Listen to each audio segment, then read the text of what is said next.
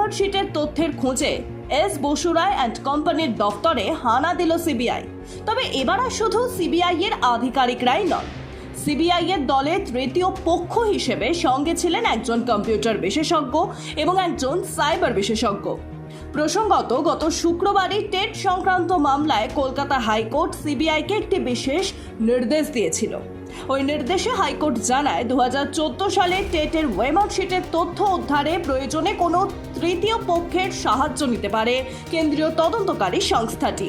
শুক্রবার হাইকোর্টের বিচারপতি রাজাশেখর মান্থার এজলাসে ওই মামলার শুনানি হয়। বিচারপতি মান্থা তিনি বলেন, সিবিআই যদি ওয়েমারের তথ্য উদ্ধার করতে অপারগত হয় তাহলে কেন্দ্রীয় তদন্তকারী সংস্থা দেশের তথ্য প্রযুক্তির সঙ্গে যুক্ত প্রথম সারির কোনো সংস্থা থেকেও সাহায্য নিতে পারে। এরপরই আজ তৃতীয় পক্ষ হিসেবে তারা সিবিআই এর অধীনস্থ হয়। এমনই দুই বিশেষজ্ঞকে নিয়ে হানা দেয় এস বসু রায় অ্যান্ড কোম্পানির দফতরে। এদিন দুপুরবেলা তৃতীয় পক্ষ ওই দুই বিশেষজ্ঞকে নিয়ে কেন্দ্রীয় তদন্তকারী সংস্থার গোয়েন্দারা হাজির হন 518 সাউদার্ন এভিনিউর অফিসে। সিবিআই সূত্রে খবর, ওই দুই বিশেষজ্ঞের সাহায্যে এস বসু রায় অ্যান্ড কোম্পানির কম্পিউটারে থাকা তথ্য দেখে 2014 সালের টেট পরীক্ষার ওয়েমার শিটের তথ্য খুঁজবেন সিবিআই এর গোয়েন্দারা। প্রসঙ্গত, 2014 সালের নিয়োগ নিয়ে দুর্নীতির অভিযোগ ওঠার পরই মামলা হয় কোর্টে। ওই দুর্নীতির তদন্ত করতে গিয়ে টেটের উত্তরপত্র অর্থাৎ ওয়েমার শিটের তথ্য জরুরি বলে আদালতে জানিয়েছিল সিবিআই। জানিয়ে আদালতে প্রাথমিক শিক্ষা পর্ষদ জানিয়েছিল ওই তথ্য স্ক্যানিং এর দায়িত্ব দেওয়া হয়েছে এস বসু রায় অ্যান্ড কোম্পানিকে। ফলে ওই সমস্ত তথ্য রয়েছে কোম্পানির কাছেই।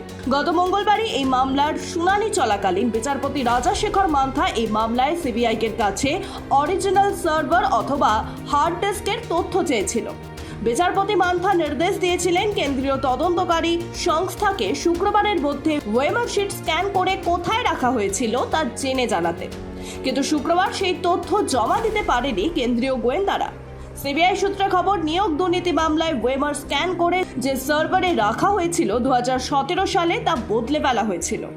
দুর্নীতিকাণ্ডে জড়িত সন্দেহে যাদের জেরা করেছিল সিবিআই তারা জিজ্ঞাসাবাদে জানিয়েছিল সার্ভার ক্র্যাশ করায় তা হাতুড়ি দিয়ে ভেঙে ফেলার নির্দেশ দিয়েছিলেন এস বসু রায় অ্যান্ড কোম্পানির তৎকালীন অংশীদার প্রয়াত গৌতম মাঝি।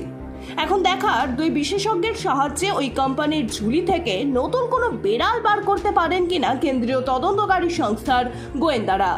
Bureau report, Ritam Bangla.